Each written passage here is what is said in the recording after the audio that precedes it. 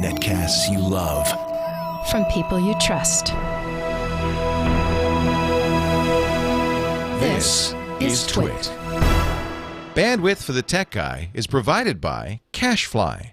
CACHEFLY.com. Hi, this is Leo Laporte, and this is my Tech Guy podcast. This video compilation comes from the weekend of November 20th and 21st, 2010. You're about to see the best of episodes 719 and 720. Enjoy.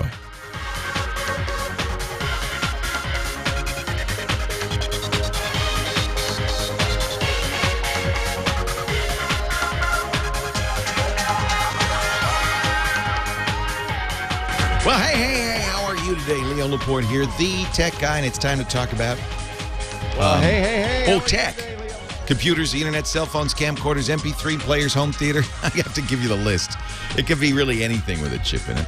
8888 Ask Leo is the phone number. I guess one of the things I want to talk about today, because everybody's been talking about it on the talk radio, is this new TSA backscatter X-ray or millimeter wave machines that they're using on us at the airports now. And a lot of attention on that. And, of course, your alternative, if you don't want to get the beam, is to get a manual frisking, which can be quite intrusive. It is quite intrusive. And I know a number of people say, the 24th, day before Thanksgiving, everybody, which is a big fly day, everybody, it's an opt-out, national opt-out day, because you can't opt out, and say, I don't want the scan. The question is, really, but there are a couple of questions. First of all, how do these scans work? The backscatter X-ray or the millimeter wave scan, and are they dangerous? And how much can they see? Oh, I'm sorry. Kaneko in the chat room corrects me. That's not their intrusive friskings. They're enhanced, like enhanced interrogation methods. It's just an enhancement that they fondle you. Well, for one thing, and I know a lot of you be traveling this week, and so this is something of interest. It's certainly planned for a longer time in line, because even if you opt for the scan, it takes longer. You have to raise your arms, and it takes 10 seconds. I've done it a couple of times. We've seen the images. We've seen some faked images, too. I mean, before you go crazy over what they can or cannot see, the images that the TSA officials can see of the scanners is probably not as detailed as some of the images, but still they can see kind of details of your body. A lot of the stuff scanning on the internet is not so. It's not true, is faked. So just so you know. And the TSA ain't telling. They're not saying. Tomorrow we're going to talk with Ray Maxwell, who is an engineer and a scientist and who is an expert on many things, and he's going to explain how these scanners work. And he's going to talk about the risks inherent in the scanners. But I'll give you the thumbnail. The problem is we just don't know. The TSA is, it's under a shroud of secrecy. And so they won't even say things like how much power the X-ray, the backscatter X-ray is using. Most experts seem to agree that of the two kinds of scan, the millimeter wave scan is probably safe. Both of them work essentially the same way. They're taking a picture using such high-frequency radiation that it can penetrate things like clothing but not skin. So, in effect, it sees through your clothes to your body and whatever weapons you may have secreted there. Gives the pictures we've seen from the TSA are fairly detailed, but it's not like a photograph of you naked, but enough to see if there's a knife or a gun or an explosive on your person. The millimeter wave stuff is high frequency, but not so high frequency that it causes cellular damage or nuclear damage, or it doesn't really penetrate. So best guess is that that's safe.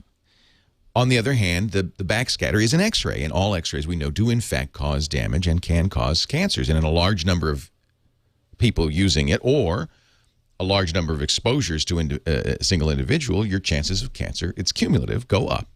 It's cumulative. So people who are frequent flyers and pilots might be particularly concerned about the X-ray. Do the machines look different? I don't know. Can you tell what you're going to get? I don't know. Will they tell you ahead of time? I don't know.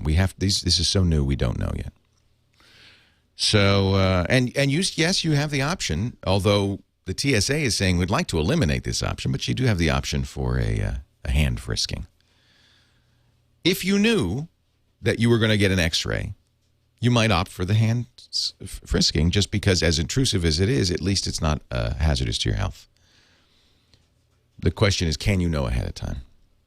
So, that's what I know. That's the technical detail of it, is how it works and roughly the risks inherent to it. But we will get more detail tomorrow with my friend Ray Maxwell, who is an expert on this stuff. In fact, it's going to inaugurate a segment we're going to do with Ray on how the really technical stuff works. He's very good at taking really, really technical things, understanding them, digesting them, and explaining them.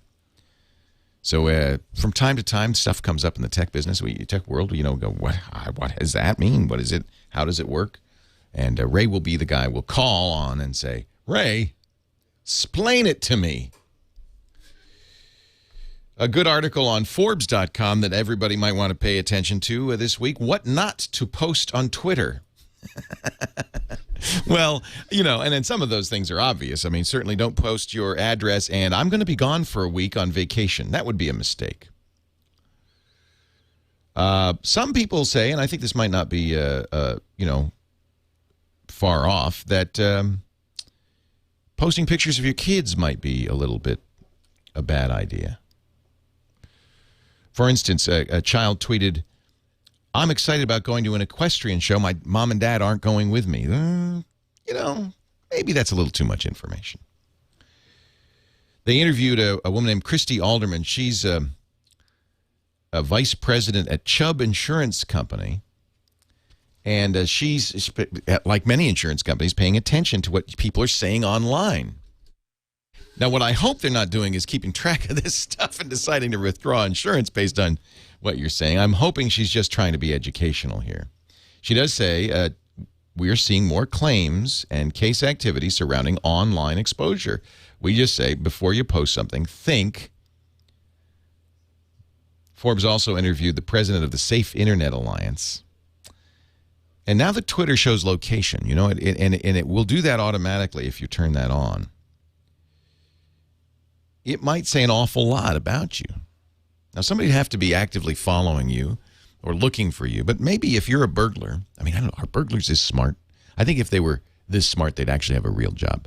But let's say you were a smart burglar and you knew that, there's a house with some good stuff in it. Well, what would you do? You'd figure out who lived there. You'd follow them on Facebook and Twitter, and you'd keep an eye on them. And if you see, we're stuck in traffic, we won't be home for hours, that might be a good time to rob the house. What do you think?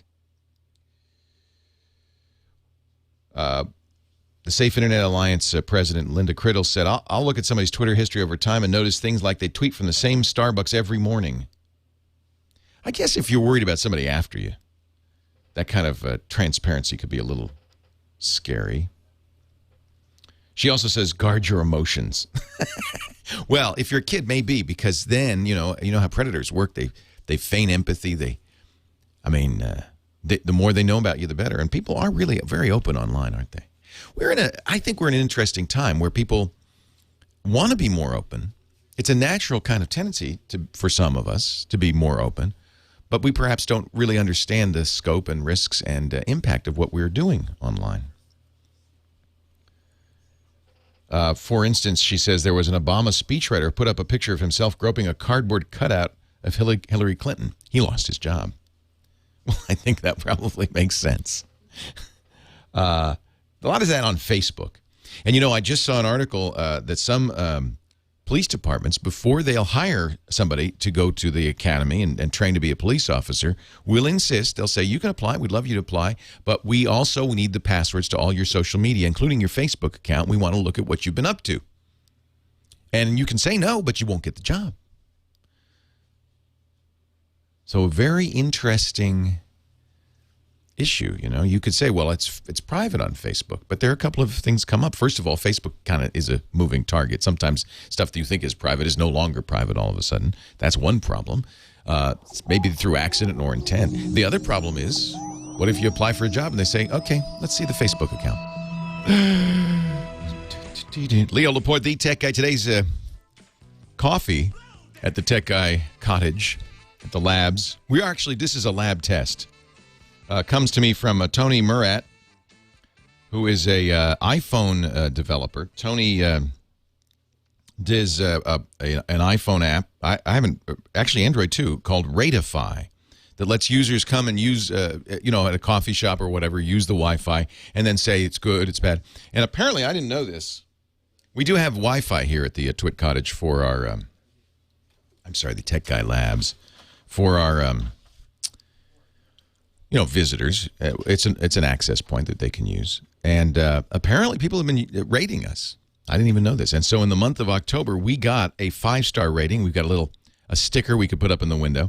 So thank you, Tony, for sending us that sticker. And then he also said, after learning you're a connoisseur of fine coffee like I am, I've included a sample of my favorite Kopi Luwak coffee. Kopiluwak. This is a coffee. The brand, I can't say the brand name out loud because this is a family show. But this is a coffee from Sumatra. Apparently what happens, according to the bag, and I have a certificate of authenticity here, is that in Sumatra at the coffee plantation, civet cats come down from the hills. They're kind of a wild, feline.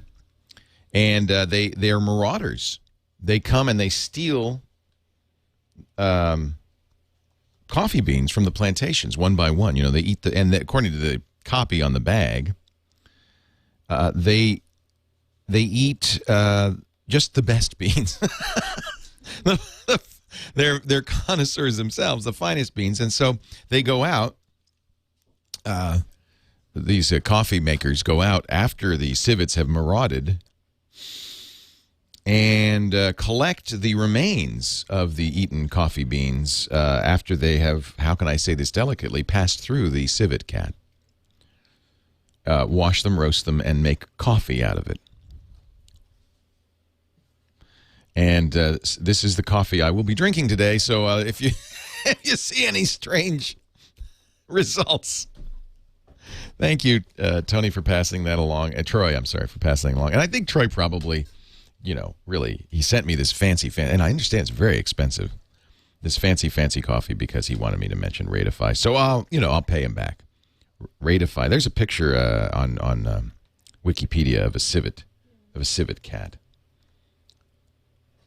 Interesting cat. I always thought that was, I've heard that story before about this kind of coffee, and I always thought it was kind of phony.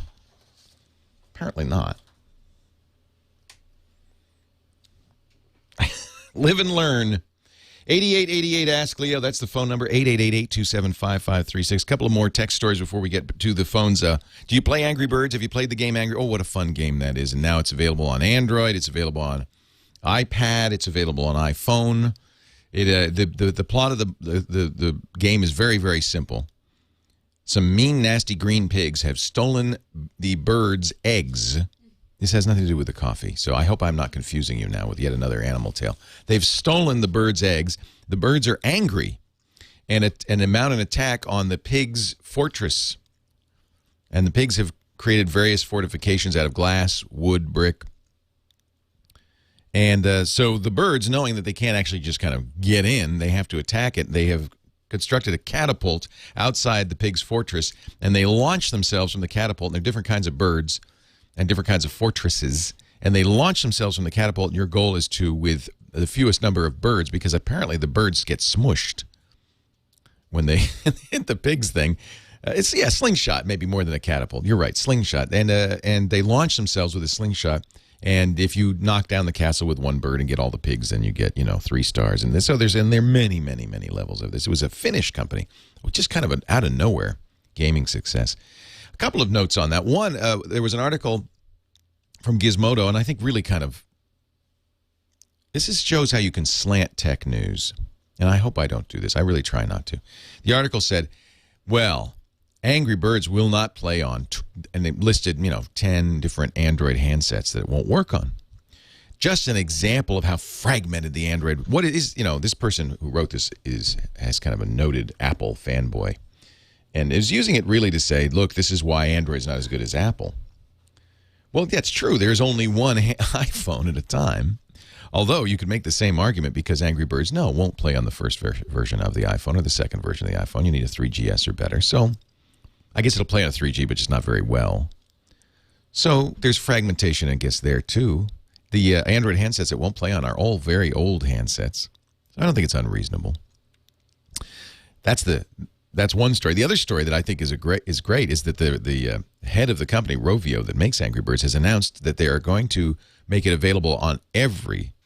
It's the computer game hit, unexpected computer game hit of the year. They're going to make it available on every platform, including console game platforms and PCs and Macs. Everybody's going to get to play Angry Birds. So you'll be hearing a lot about it. And they're going to do a sequel from the pig's point of view. There's two sides to every story. So from the pig's point of view, it's not our fault. Not our fault. They're making a movie? I don't know. Apparently they're making a movie as well. Well, now that Harry Potter's done, Emma Watson and the gang, Daniel Radcliffe, they need work. 8888 Ask Leo. That's the phone number. I'm getting the console up here so I can see your calls as they come in. I'll tell you what. Let's just take a call right away. Who's the first caller, Tammy, today? Angry Civets. Now that would be a game. In Long Beach, California. What's her name? Laura. Hi, Laura. Leo Laporte, the tech guy. Hi, Leo. My question is, it's time for me to buy a new computer, and you've got two at equivalent price. One has a quad-core chip, and the other has a dual-core chip, but it's got a faster clock speed. Which would be... Oh, isn't that interesting? Yeah. And they're the same price. They're the same price. Many programs only use one core, one processor at a time. So a faster processor means those programs would run faster than on the machine with 4 processors. Okay. So that's some games. But the truth is, you really probably most of the time do more than one thing at a time on your computer. You have the operating system running. You might have your browser open, your email open while you're browsing. Are you downloading email? Probably. You might have YouTube running in the background. So most of the time, you do more than one thing at a time. Yes. So in general, for average people, of quad core would be a better choice. It's only for people who are doing some very specific tasks that need absolutely the fastest clock speed in a single task that would really benefit. Okay. So I'd get the quad core. Great. Thank you so much. The other side of that is, by the way, that the quad core is a newer chip. It has some additional features that make it, faster and better. And clock speed is not a good way these days to measure a processor. So in almost all cases, get the quad core. Thanks for the call, Laura. I appreciate it. 8888 Ask Leo. It's actually because Intel couldn't make the clock speeds any faster. They said, well, all right, we'll do multiple processors. That's all we can do. Coming up in about 15 minutes, I just was told by the chat room that Felicia Day, who's a wonderful actress, she does the Guild, which is a internet show that's hysterical. She's a wonderful person, is on Twitter right now saying, oh my gosh, my Gmail account has been hacked. I can't get it back. What do I do? There is something everybody who uses any Google account, whether it's Gmail, Google Apps, anything, Picasa, should absolutely do to prevent this in future. It's kind of the best backdoor way of protecting your Google accounts, and you need to do it. So I'm going to tell you how to do it in just a little bit. Get your cell phone ready and fire up your computer with your Google account. And I'll tell you how in just a bit. But first, Ted in Laguna Niguel, California. Hi, Ted. Yeah. Hi. How are you, Leo? I'm great. How are you? I'm doing really well. It's just a coincidence that I've actually had a Vietnamese version of that coffee from the canine. Yes, and what did it taste like? It's brewing right now. Okay, it's brewing right now. Well, I had it while I was in Vietnam. I'm originally from Vietnam, and I've heard about this, and my friends didn't tell me about it.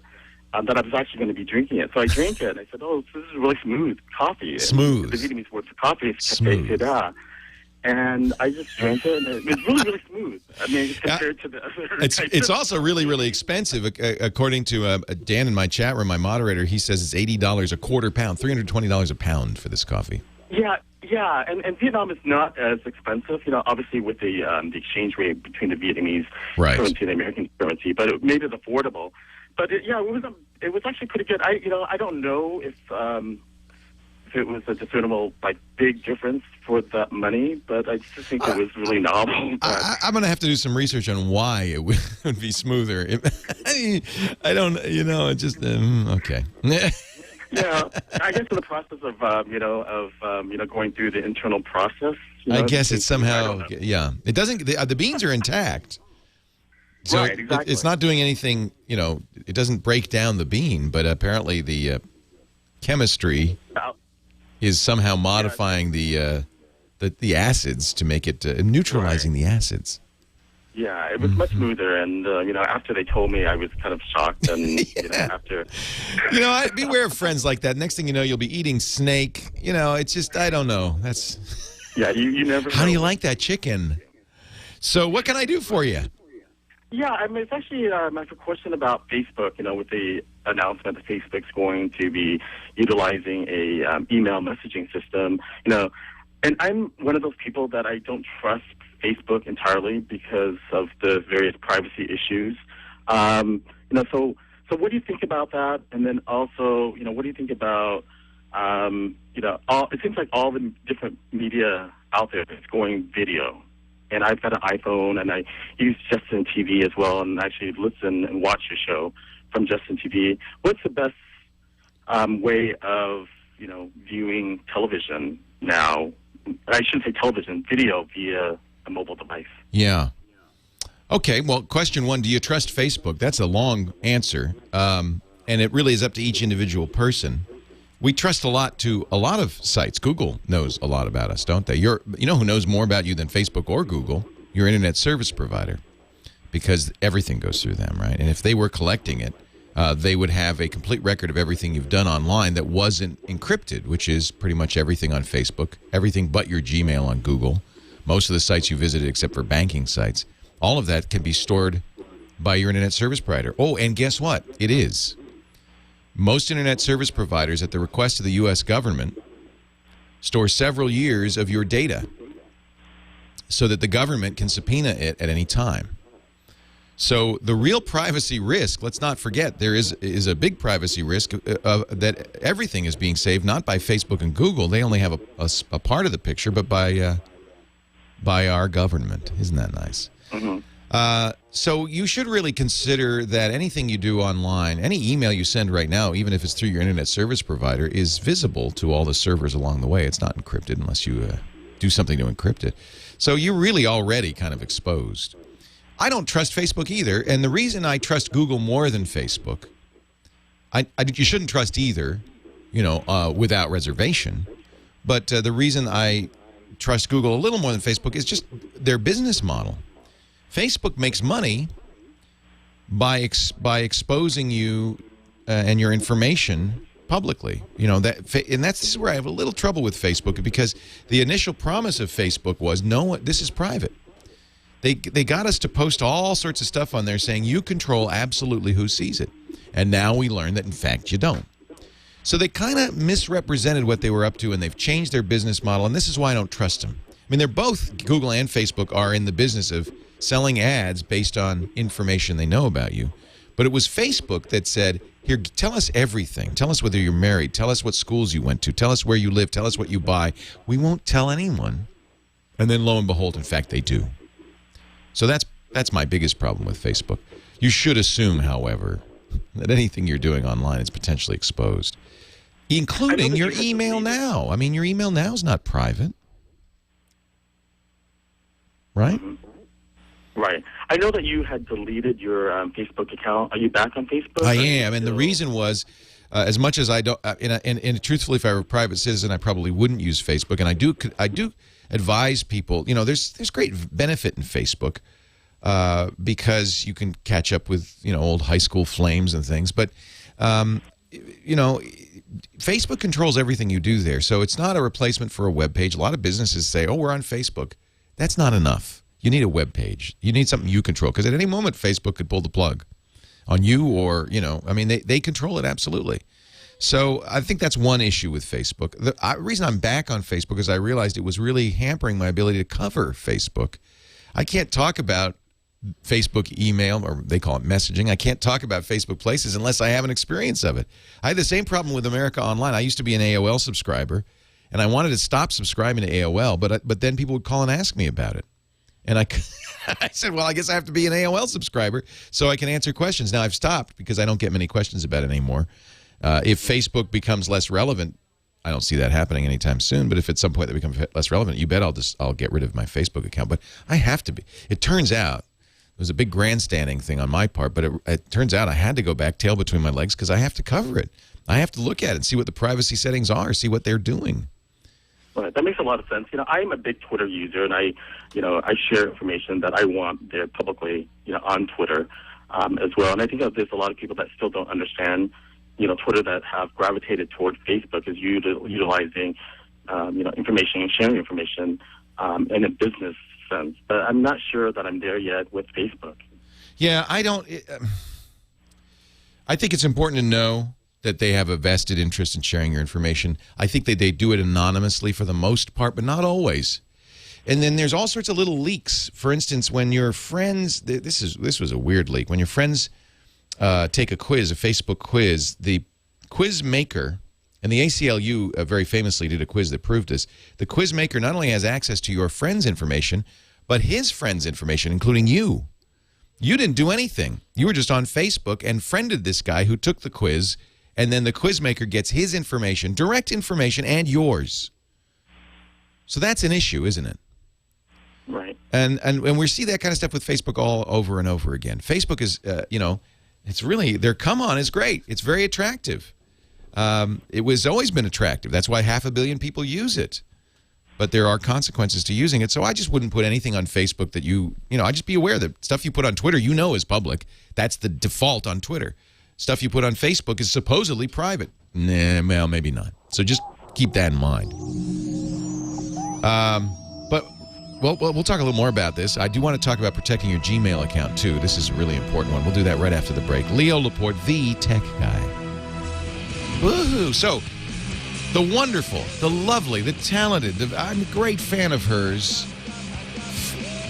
Woohoo! Felicia Day. Oh, is the cat butt coffee ready? It is. Okay. We'll have a taste of that in a moment. Who is a talented actress. She was on Buffy the Vampire Slayer. She starred in Dr. Horrible's musical blog. You might have seen that. It was wonderful. And she does her own internet-based television show, which is fantastic, called The Guild. She tweeted just minutes ago, "Arg! Some jerk stole my Gmail account. They also hacked and changed the backup password account, so I can't get back into my Gmail. What do I do?" Well, this can happen. And, you know, if you use any Google account, it's really a potential risk because, you know, your whole email's in there, life's in there. And if you and Google, you know, is not known for its support. It's free. It's a free service. You can't really blame them for that. So here's what you should do right now. Right now, if you have a Google account, to protect yourself in future, go to the Recover Your Password Options page. There is a page in your Google settings for recovering your password. And you'll see that you can not only attach an email address, a backup email address. In fact, I think they require you to do that. But you can also attach a cell phone. This is very hard for the bad guys to change. In order for them to change that cell phone number, they'd have to actually have physical access to your cell phone. So it means no matter what, if your Google account gets hacked, the password gets changed, you can't get into it, you can immediately send a password reset code to your mobile phone. They won't have access to that. You can reset the password and get your account back. The process that Google requires you to go through to get your account back otherwise is extremely onerous and not fun, and I'm sure Felicia's not having much fun going through it right now. So do yourself a favor. If you have a Google account, particularly a Gmail account, attach a cell phone to it and turn on the option to receive a text message with a password reset code on that cell phone, you will be glad you did. All right, so now they're staring at me because I'm about to taste this fine Kopi Luwak coffee. You know, the story of it's kind of interesting. The Dutch who controlled Sumatra in the I think it was many hundreds of years ago, said that the Sumatrans were not allowed to harvest and drink coffee of their own. It was the Dutch only, and the natives, you can pick our coffee, but you can't drink it. So they figured, well, they found out that these civets eat the beans, excrete them, but they're in perfect condition, and that the enzymes in the civet's gut, apparently, smooth the coffee considerably by breaking down some of the acids. So here it is. Delicious. Oh, it is quite smooth. Wait a minute. Let me compare that to a cup of coffee prepared in the normal fashion without going through any rodent gut. Yeah, definitely. There's a distinctive, smooth difference. Now, I don't know if it's worth $32 a quarter pound. Gary wants some? Okay. Gary's our local coffee connoisseur. That, you know what? It's noticeably better. Come on, have some. No. Thank you, Troy, for sending that along. That's quite good. I have to say that's quite good. So I was talking to Ted and Laguna Niguel about Facebook safety. Facebook's messaging, and by the way, they don't call it email. They say messaging system is going to combine chat, Facebook messages, and then outside email in one box. One thing that will help because of spam purposes is your main box will only be people who are your Facebook friends. Well, they're presumably you haven't befriended any spammers, so you know that mail will be good. The only problem with that is if for that to be really useful, you have to get everybody that mails you, sends you email, everybody important in your life to become your Facebook friend. Oh, gee, that's convenient. Kind of handy for Facebook, isn't it? Kind of, you couldn't use it for business mail, but I think, kids, students, young adults, it might be very valuable. Apparently, this Google hack, now I'm starting to see on TechCrunch, this Felicia Day's Google hack Felicia's not alone. This is apparently a hole in Facebook Connect. I'll have to check up on that. That would be bad. That would be bad. So, Ted, you had a second question. What was that again? Yeah, my second question was, it seems like, all the online media is merging into, visual audio as well. You've got, Apple TV, you've got Google TV. What's the best, way to watch a video? Well, you're good at Ted. You're good at big questions. That's another big question. And you're right. We're seeing Apple TV, Google TV. I just got a Boxy Box, Xbox 360, and PlayStation 3. All of these devices connect the internet to your big screen TV. If you already have an Xbox or a PlayStation 3, I would say you've got, pretty much all you need. It's already connected to your TV, right? So, the media capabilities of both those devices are pretty good. Both of them play Netflix. I think playing Netflix is job one. Mm-hmm. That's what I use it for. Yeah, and I think that for every, if you have a Netflix account, for those who don't know, Netflix is a DVD by mail company that is rapidly moving in the direction of not by mail, but streaming. And they have several tens of thousands of movies on streaming and TV shows, and more all the time. And they clearly intend to move in that direction. So I think in a few years, Netflix will have streaming-only accounts. Right now, if you get a one-disc by mail account, you can do the streaming for free. So it's about $8 a month. I think it's well worth it. You add Hulu Plus to that, and you get a lot of current TV shows that aren't yet on Netflix. Then you got a pretty good combination. If you add Amazon or iTunes to that, you're really set, because now you can rent movies through Amazon or iTunes, watch movies for the Hulu Plus account. That's another $8, and watch movies on Netflix. So for a total of $16 a month, compare this to your cable bill. Right. But now you still have to have internet access, and a lot of times that's from the cable company, but you're not spending $120 a month for that. If you do have a Comcast account, for instance, Xfinity account, they allow you to watch many of their on-demand shows over the internet. You could pretty much put together a pretty good palette of shows. The only thing you're really missing is local live events. Google TV is a non-starter, in my opinion. It is all the networks and Hulu all are blocking it. And it doesn't have an up-to-date version of Netflix on it. It has the old Netflix on it. So it's for $300. So or you can buy a Sony TV or Blu-ray player with it. Forget it right now. Google TV has a lot of potential, but that potential isn't there now. I wouldn't run out and buy it.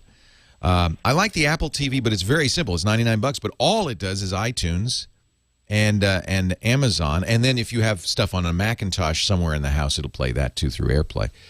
I think that's not, very simple, very elegant. But I think if it's not perhaps as capable as a Roku box would be. I think the Boxy is having the same problem the Google TV is. A lot of networks are blocking it. They don't want their content. Now, this is odd because they put this content on the internet so you can watch it on a computer. But for some reason, that same content on a big screen TV, they say, no, no, no. They make a distinction. Even though it's coming from the same place, with the same commercials and everything, they say, yeah, but if you're going to watch it on TV, we want you to go through the cable company because we want more money on the big screen. Of the choices right now, if you've already got an Xbox or PlayStation 3, stick with that. If you want to, you don't, and you want to buy an external box, I think the Roku box, which starts at $69 and goes up to $100, it's from roku.com, is my favorite. It has Amazon, it has Netflix, it has Hulu Plus. It also has lots of additional channels, including you can watch me on it.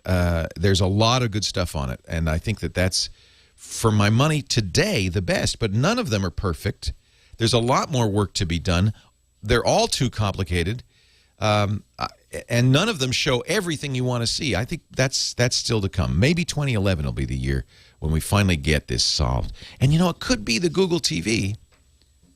It could be if they add the right applications, they work out deals with the networks and Hulu. If it could be, but right for today, $300, no way. No way. By the way, apparently when you sign up for a Google account today, they immediately, in addition to getting you to set up a backup email account for password recovery, say set up your cell phone. So they're obviously realizing how important that is. Do set up your cell phone to protect yourself. 8888 Ask Leo.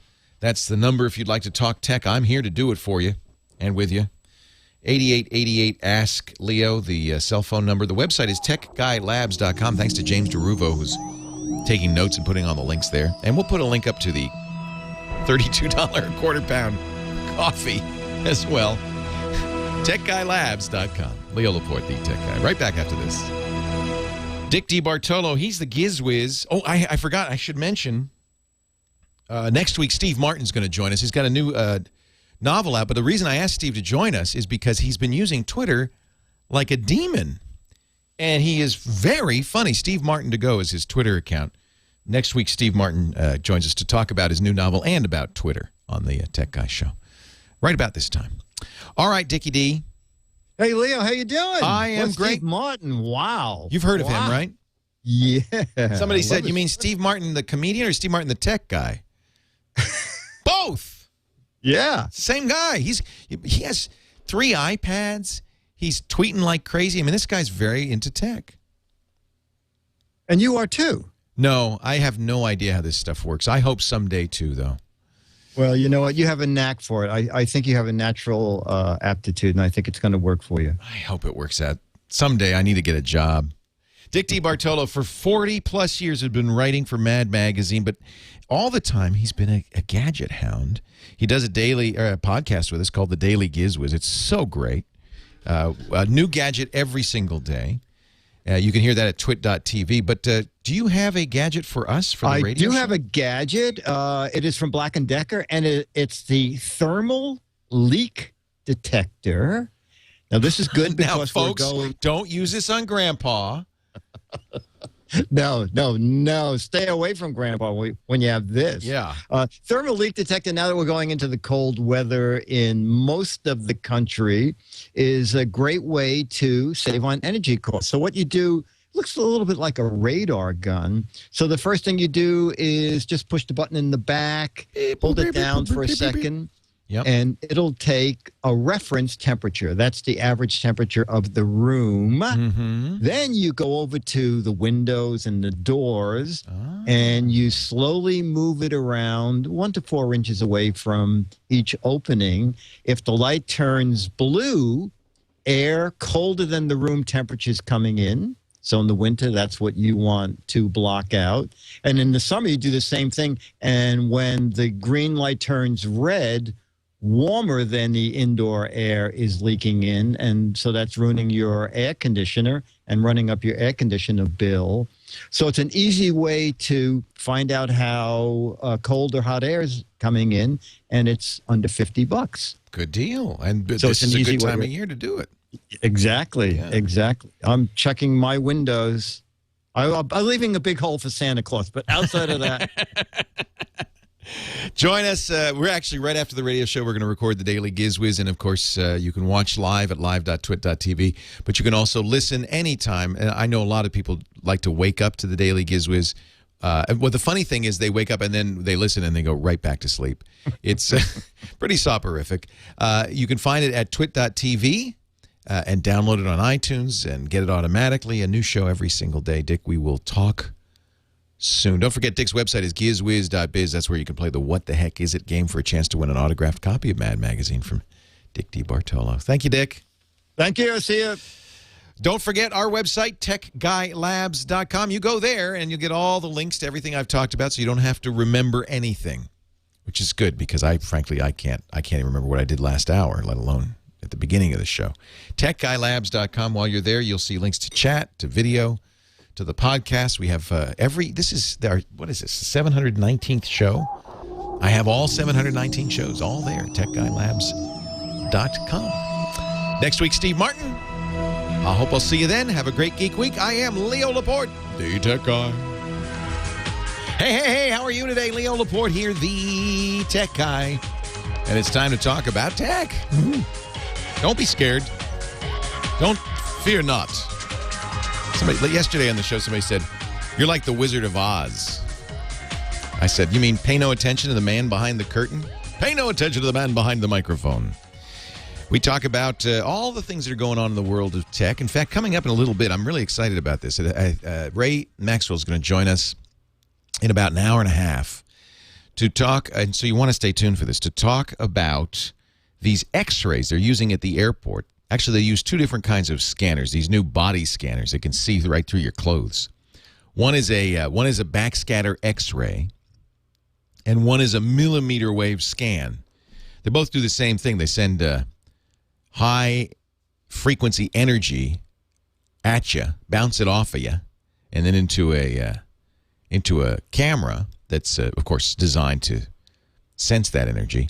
And the thing about these, they're so high frequency, they go right through your clothes, but they are stopped by your flesh, which gives them a perfect shot of you naked in your clothes. But they also will see any weapons you have on your person. So, and the world's up in arms about these things. But how, there's a couple of things. Of course, there's the intrusiveness of it. And this is a tech show, and I'll let you be the judge.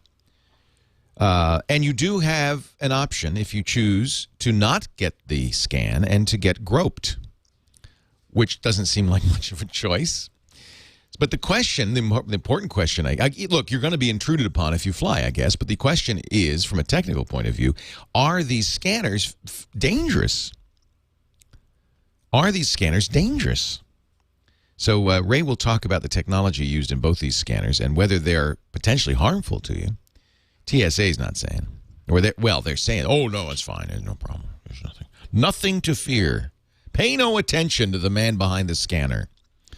But, we'll get an independent judgment from our explainer-in-chief. That's what I call Ray Maxwell. And then he's going to talk a little bit about, and I think this is relevant, something Bruce Schneier, who's a real fantastic security guy, he calls this stuff security theater. He says it's the appearance of security without the actual security. So Ray's going to talk about some alternatives that may work better than the security theater. So we'll talk about that in a little bit. Meanwhile, Facebook says they're going to do an email alternative, a Gmail killer, some say. Facebook didn't say that. They said, no, this is just another kind of email. We don't even call it email. We call it messaging. They'll combine your Facebook chat, your Facebook messages, and your email into one inbox. And we will all, because, I had to rejoin Facebook just so I could talk about stuff like this. We will all have a Facebook address. I guess mine would be the Leo Laporte at Facebook.com, because somebody else has Leo Laporte. I'm the Leo Laporte at Facebook.com. And then the idea, and I think there's some merit to this, is that you'll have one inbox that's just your Facebook friends, right? So it's not spam because it's only people you said yes to, unless you happen to befriend spammers. So you could have like this spam-free inbox. And I think that's a great idea if all the people you want to talk to on email are Facebook friends. But that's not the case, right? My kids won't befriend me on Facebook. They don't want me to see what wild parties they're going to. So, and my mom won't befriend me on Facebook. She doesn't want me to see what wild parties she's going to. So pretty much it's useless to me. They're talking about the next iPad. I know a lot of you are thinking, should I buy an iPad as a gift or for myself for the holidays? And, of course, this is the question always in technology. Should I buy or should I wait? And we all know there's always something better coming. The only real question is when. And then with Apple, you just don't know. I mean, that's very smart on their part, because if you knew, and I think it's really funny, sometimes companies will say, oh, we got a great new one coming out in January. Well, you're not going to buy the bad old one then, are you? So Apple's very cagey. They don't say. My best guess is Apple's going to do the same thing with the iPad that they do with the iPhone, which is a yearly release. And the iPhone, it comes out roughly every June, The iPad came out when? In April? This 2010. So presume that sometimes this spring, there'll be a new iPad. What will it have? Well, we can guess. I'm pretty sure. I'm almost positive it'll have a camera. It's about time. Of course, we were wrong. We thought the iPod Touch would have a camera many years before it did. Some analysts are saying that the next iPad will have a chip that will let them supply or use 3G all over the world. A world iPad with a chip made by Qualcomm. That'd be very good news for Qualcomm, but it also means you could get one iPad that would work with AT&T or Verizon. You know what I'm using right now and I really like a lot? If you can live without the Apple universe, if you're willing to go with Android, the Samsung Galaxy Tab, which runs on Android, is just spectacular. It's fast. It's 7 inches, so it's a little smaller than the iPad, but I think it's big enough. Probably for everything except word processing. I think you need the 10-inch screen for word processing. The only negative on the Samsung is you have to get it through a wireless carrier. Right now, T-Mobile, Verizon, Sprint's got one. Sprint just came out last week. Actually, it's T-Mobile, Verizon. I guess T-Mobile, Sprint, and Verizon's coming soon, right?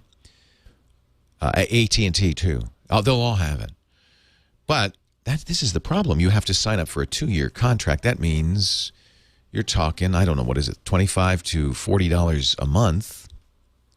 So you're talking $1,200 to a couple of $1,000 for the life of the thing. That's an expensive device, plus the $500 you're paying to buy it.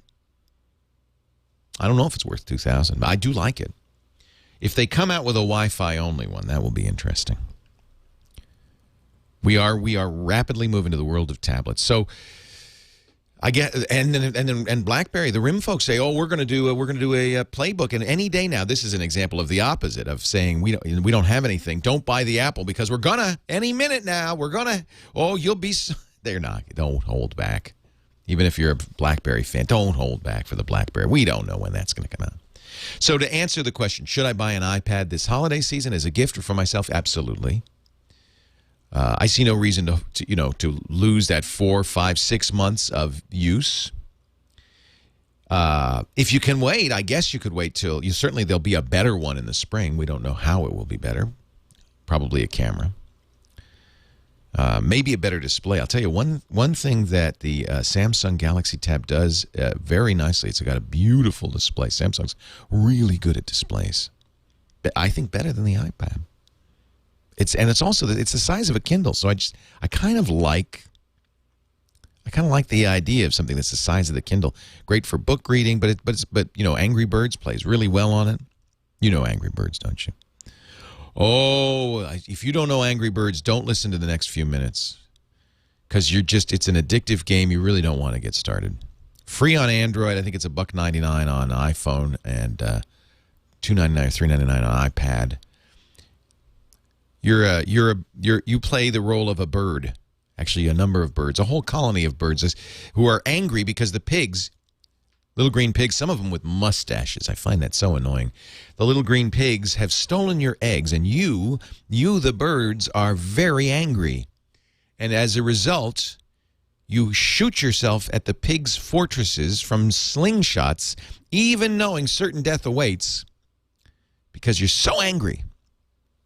It's what we call a physics game or physics simulation, because the trajectory of the bird, how you hit the glass or the wood or the brick that the pigs have made their structures out of, all physics are involved. How it falls, and the goal is to try to knock the whole edifice down and get all the pigs who explode with a satisfying pop. Get all the pigs with one bird. You get 10,000 points for every bird you save. And there are dozens of levels. Well, the good news is for the pigs, the company that makes this game is coming out with a version from the pig's point of view. Finally! All right, we go to the phones. 8888, ask Leo. Leo Laporte, the tech guy. Your call right after this. We talk about anything with tech in it. Anything with a chip in it. Our first call of the day from Salinas, California. Andrew. Hey, Andrew. Leo Laporte here, the tech guy. How can I help you, sir? Good morning, Leo. I'm calling from the soggy city of Salinas. Soggy Salinas. Now, Salinas is near Gilroy, which is the garlic capital of the world. Exactly. It's near Morgan Hill, which is the artichoke capital of the world. That's right. And we're the salad bowl of the world. The salad bowl of the world. All right. Exactly. All right. So here's the situation. I upgraded from a Windows phone, an HTC ATT Tilt 2, to the iPhone 4. All right.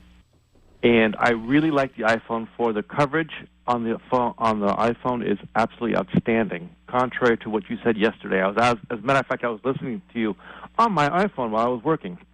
It depends where you are. Yeah.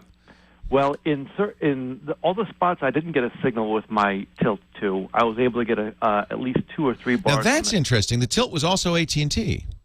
That's right. That's very interesting, because you'd think... Yeah. that wouldn't be the phone, that it'd be the network. So you're saying, well, maybe the Tilt was just really bad.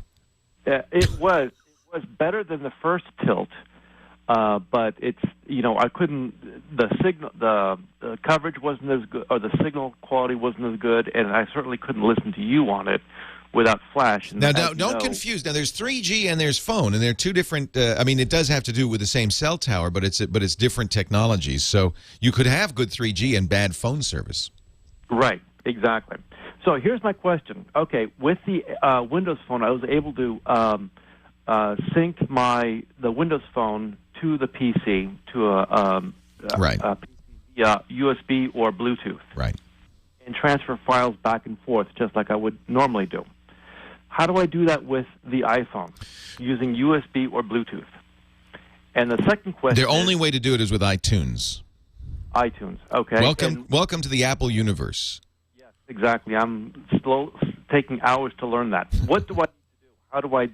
How do I drop files into iTunes and then sync them with the iPhone? It's specific to the program that you use. So when you hook up your iPhone to iTunes, you go to the Apps tab, and you'll see at the bottom, I think people miss it because it's usually below the folder. You have to scroll the page down to see it. You'll see at the bottom all the apps that can understand various file types. And so you'll see that you can sync, for instance, word processing documents to Pages if you happen to have Pages, things like that. Okay, Pages. So I need to get Pages. Is Page? Wait a minute. Pages may be only iPad. There's there an iPhone version of it? Maybe not. But there are other programs that you can't do it on the iPhone, but there are other programs. So the point of this is that Apple does not make the file system available to the user, as many phones do. A lot of phones, you plug in a USB cable, and the storage on the phone mounts as a disk, and you can drag files over. No, not with the iPhone. You have to use iTunes as an intermediary. Got it. Second question is there a file explorer for the iPhone like there is on the Windows phone? No, for the same reason. You can't just look at the phone. Now, I shouldn't say no, because there are third-party programs. You know, of course, now, everything I'm saying is if you haven't jailbroken your iPhone. If you jailbreak it, yeah, and I don't recommend it. But if you jailbreak it, you know, you can do any of this stuff. And people will. The reason I mention this is that people are, oh, Leo, you can do all of that stuff. And I'll say, well, how? Well, you jailbreak it. Well, now that's not what I'm talking about here. This is a stock iPhone. There is a program that will let you browse your iPhone to a certain degree. It's called Phone View. Phone View. It's comes from a company called Ecamm, ECAMM. Oh, wait a minute, though. Wait a minute. Let me make sure. I think it might be only Mac. I'm writing this information Yeah, down. it's only Mac. So Windows users, you can't really use Phone View. Okay. There are programs, there are apps. Now, you know what? Another way that you can't look at. So the Explorer browsing your phone, forget about it. Okay. Apple is protecting you from yourself. You, my friend, if you had that kind of access to your phone, would almost certainly screw it up.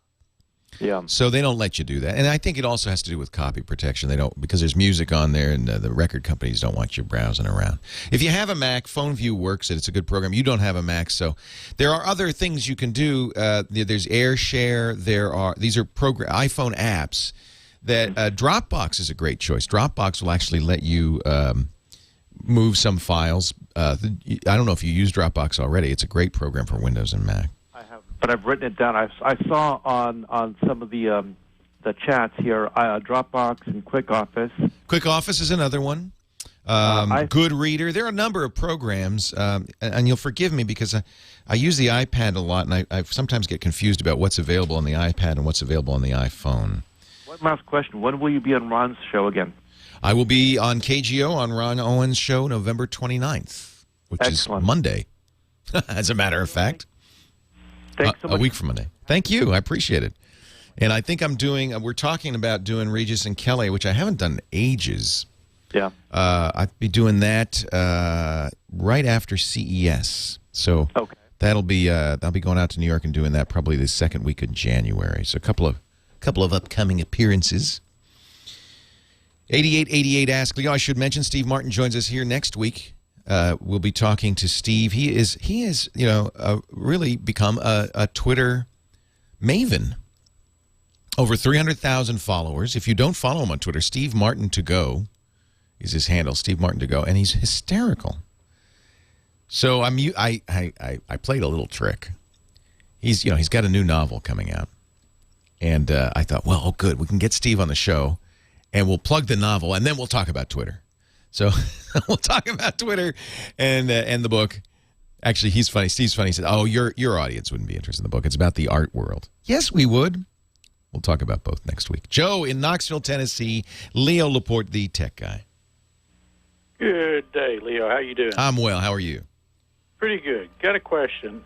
I do a lot of camping at a campground, and there's no internet service there. Wi-Fi service, I should say, and cell phone service is sparse. I did find out that I can get DSL into the park, and I'm looking at setting up a pay-per-use hotspot. Oh, what a good idea. And also do some volunteer work at the same campground, so for volunteers, I was going to set that up for free access for the volunteers, but pay-per-use, for everybody else. I was just wondering, what do you know about companies that provide the hotspot services? The one I would take a look at is Phone, F-O-N, at FON.com. They make a little Wi-Fi box that can do exactly what you just talked about. You can have members that get free access, and then if you're not a member, you pay a fee and you get access. So it gives you a startup page, a login, and it's quite a clever little service. It's from a company called Phonera. Okay. FON.com. There are a number of other companies that make this is essentially a special access point that gives you the capabilities that you want, and there are also some that alternative software for existing access points like the Linksys WRT that you can modify. But I think phone is probably the easiest way to do it. FON.com. Leo Laporte, the tech guy. Time to talk home theater, and what better time to do it than the Sunday before Black Friday? Joining us right now, Scott Wilkinson. He's the editor-in-chief of the Ultimate AV Magazine at ultimateavmag.com, and our home theater wizard. And you know, I know I'm seeing cell phone deals. Is this Friday going to be a good day to buy a TV, Scott? Yeah, absolutely. I got an email from PR guy for Sears and Kmart with a few deals. Now I have to say that a lot of what you find online and the lists for Black Friday deals and the ads for Black Friday deals do not specify the model numbers. Yeah, that's a little deceptive. Which is a little deceptive, and it makes it difficult for me to know how good of a deal it is. Well, I'm looking at one from Best Buy right now, Samsung Incorporated, Samsung 40 class 500 series 1080p 60 hertz, but I'm not even sure what model that is. Well, now Best Buy, and I went to, I think it was blackfriday.net, and there are a million of these sites online. And some of them specify the model numbers and others don't. And the site I went to research this, I think it was blackfriday.net, did include model numbers. And now, keep in mind also that I generally stick with larger displays. I'm not really looking at 19-inch displays or 20-inch displays. And those are the loss leaders that you're going to see a lot of times because they can make those really cheap. That's true. And a lot of these are what are called door busters. Right. Which is, you know, the prices are valid only from like 4 a.m. to, noon. Right. To get you in the door, and they're probably losing money on them, but then they expect you to spend more money on other stuff that will make them money. Right. So, it's funny because for many years, in fact, I remember lawsuits. Companies would say, no, don't publish on the internet our Black Friday deals. And then they realized, wait a minute, that's free advertising. They were saying, don't put those out till we buy the... Oh, wait a minute. Maybe that's not a bad thing. So now there's blackfriday.com, blackfriday.info, bfads.net, and they all say, by the way, they're official, blackfriday.org. None of them are official. It's just some guy put together a site. Right. Although now I think some retailers will send these Black Friday deals ahead to the sites because they realize this is better than buying a display ad in a newspaper. That's right. It's free. It's free. Black-friday.net. If you Google I think that's the one I went to. Yeah, if you Google Black Friday, you'll see, a dozen of these. Absolutely. Yeah. Absolutely. Yeah. Now, Sears apparently is, and Kmart are both offering pre-Thanksgiving Day sales, and Sears, for the first time this year, is going to be open on Thanksgiving Day with some deals. Wow. So here are a few things. At Sears, they have a Sony 46-inch 1080p LED HD TV. And this is, by the way, what I recommend. If you're going to get an LCD TV, I really like the LED illuminated ones more than the conventionally illuminated ones. And we don't worry about edge lit versus backlit anymore. Backlit is probably better in most cases. But nobody makes it anymore. Well, a few people do, but they're very expensive. Okay. They're very expensive. So most of them are going to be edge lit, A, because it's cheaper, and B, because they're thinner. Right. And people seem to like these thin ones. Anyway, so here's a Sony 46-inch 1080p LED for $900, regularly $1,700. I suspect it's the KDL 46 EX700, which is no longer on the Sony site, but the EX710 is $1,799. So, okay, it's probably that one. Only on Thanksgiving Day, November 25th, Sears has a Panasonic 58-inch 1080p plasma. That sounds good. For $1,100. Now that sounds like a good deal. It's big. It's a plasma. It's Panasonic, which makes good plasmas. Absolutely. That's regularly $1,800. Plus, you get 2 Blu-rays. They say Kingdom of Heaven and Independence Day. Now, Kingdom of Heaven. Thank goodness. It's okay. Kingdom of Heaven's okay, and Independence Day I love. I actually use that as a test disc. It's probably the TCP 58S2, which is their midline plasma. It's very good. Let's see. Kmart's got a Panasonic 46-inch plasma for $500, regularly $700. I couldn't tell what model that was. Let's see. What else? You mentioned at Best Buy there was a bunch of good deals there. I looked. I saw that they had a 46-inch C6300 model LED TV for $1,000, normally $1,700. A 55-inch of the same model line for $1,500, normally $2,500. So you're saving $1,000 right there. Do they still anywhere like say hold off and then really hit you hard on Friday, like, oh wow, hey, $1 or something? I mean, does that sometimes happen, or is it still really what you see now is probably the best you're going to get? Oh, it's hard to say. I don't actually go shopping on the day after Black Friday.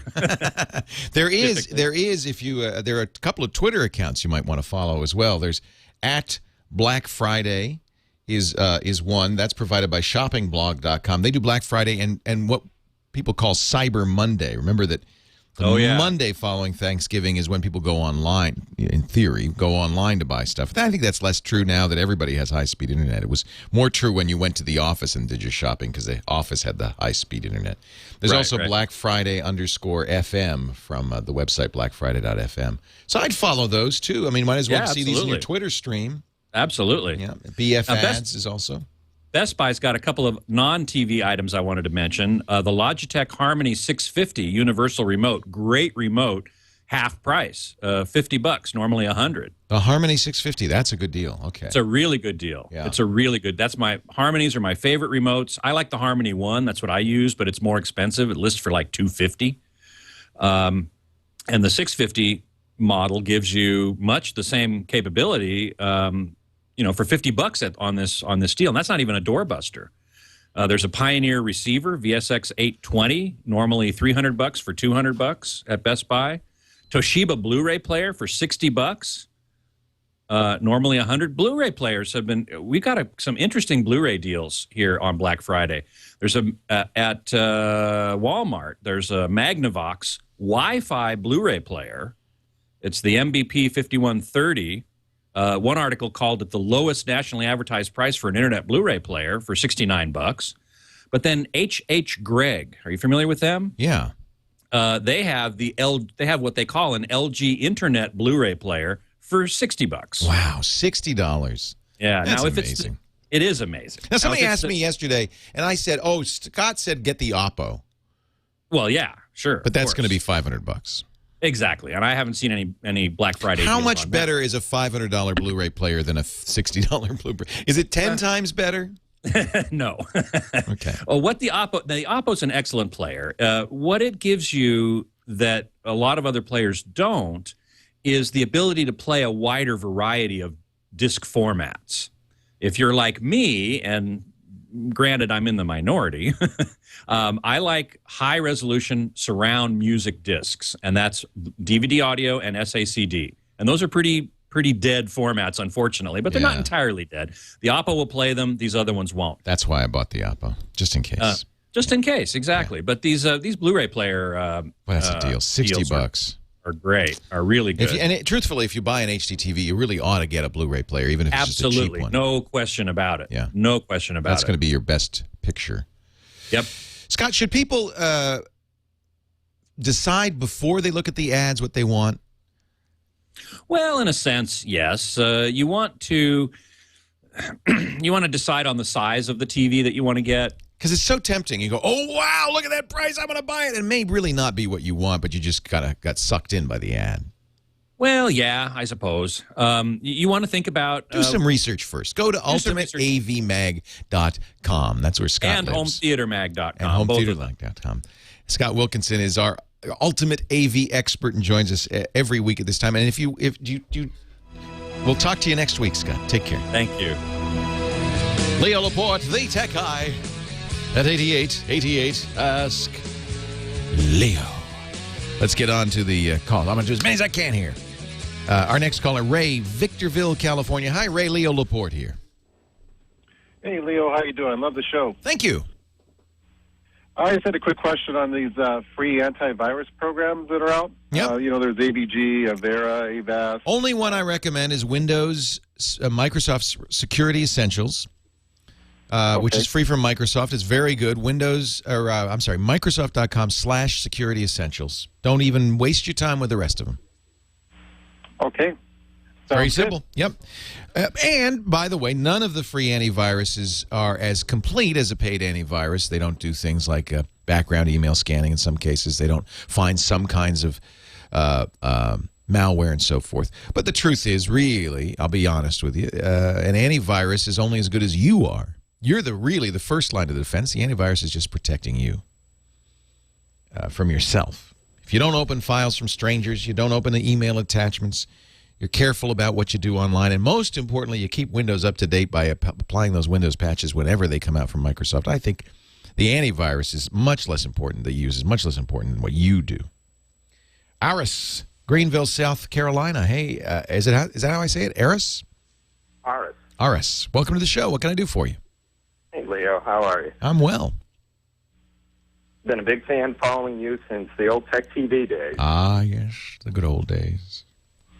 Well, I finally replaced my 12-year-old Sony TV, the old 400-pound model, and I got a nice 40-inch flat screen TV. Yep. And it's fantastic. I want to hook my laptop to it, and it's got an HDMI hookup on my laptop.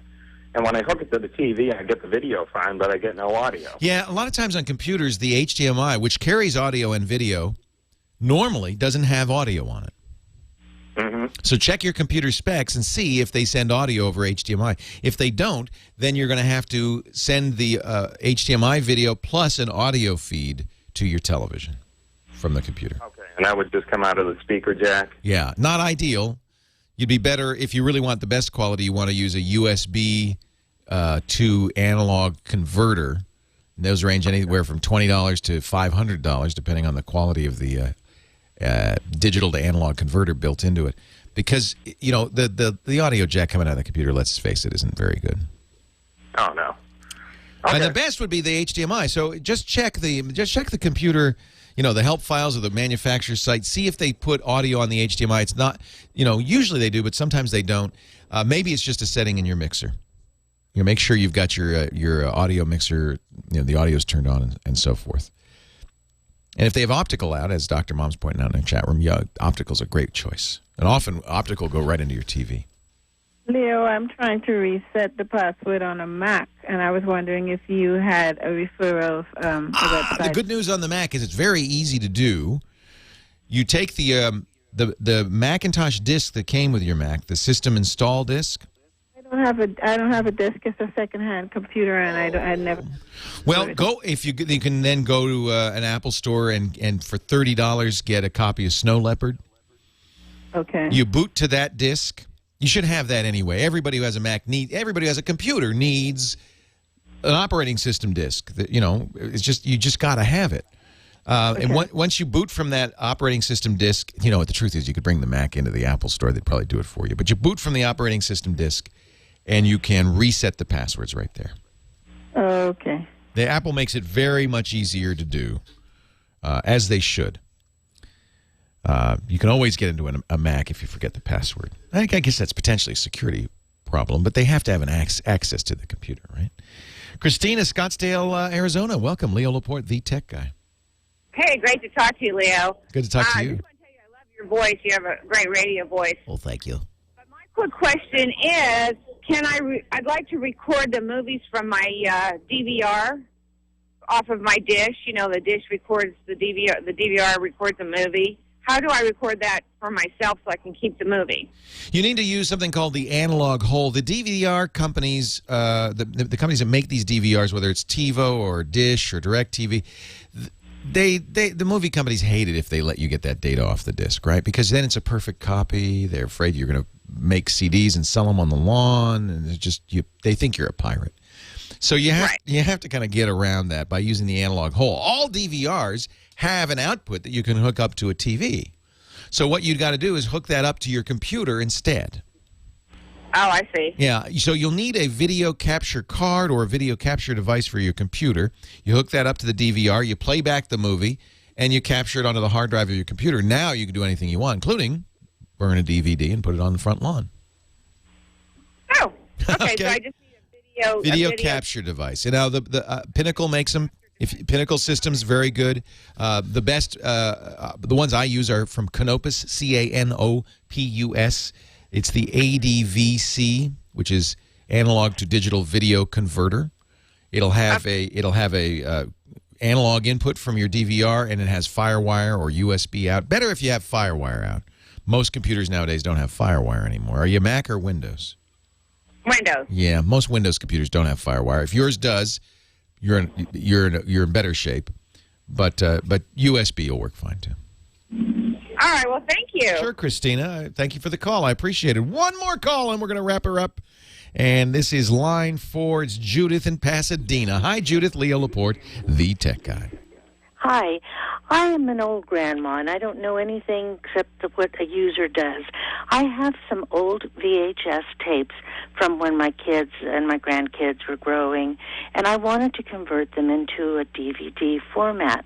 And I don't know if there is an apparatus to do that, and if so, can you tell me what? There is, Judith. There are. You can buy a Panasonic, Humax. A lot of companies will make. It looks like a VCR, but it has a DVD tray as well as a VHS slot.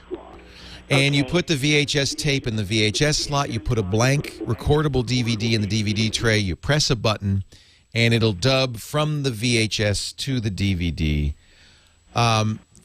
You could do that. The truth is, if it's not a lot of tapes, I would say there are lots of companies that'll do this for you. And it's probably easier to have them do it. They'll probably do a better job. But if you had hundreds, it might be prohibitively expensive, in which case I would buy the standalone unit. Okay. And is there a particular type of blank DVD disc that I need for that? Yeah, when you buy it, they'll come with a couple of different choices. I recommend the DVD-R. It could be plus or minus R. Either one will work fine. Okay. You may end up wanting to try different brands to see how well they play back in your DVD player. Okay. Sometimes DVD players are finicky about these, and one brand works better. Okay. All right. All right. Thank you so much. Thank you, Judith. Yeah, I think Panasonic's probably the best brand name on these. But if you go to your big box stores or Best Buy, they sell these things. They look like VCRs. They won't be around much longer because eventually all these VHS tapes will go by the wayside, we hope, and we won't have to do this anymore. Lots of companies make these. Makes it easier. Hey, that's it. I went through all the calls. Yay! Thanks to Luis Oliveira. He's running the board and making the music happen. Great fella. Good to have backing me here. Thank you, Luis. Thanks to Gina Salvati, who was on phones all day today, giving us such great calls. Too. And Kyle, our new board op, was going to be starting next Saturday. It's good to see you, Kyle. Good to meet you. Thank you for the job you do. Don't forget, Steve Martin joins us a week from today. He's got some Twitter questions, and he wants some help with his Droid X. So I have a special celebrity hotline that we use. Have a great Geek Week, will you? Don't forget TWiT.tv all week long for lots of podcasts on these subjects, and, of course, TechGuyLabs.com for the show notes. I'm Leo Laporte, the Tech Guy. Have a great Geek Week.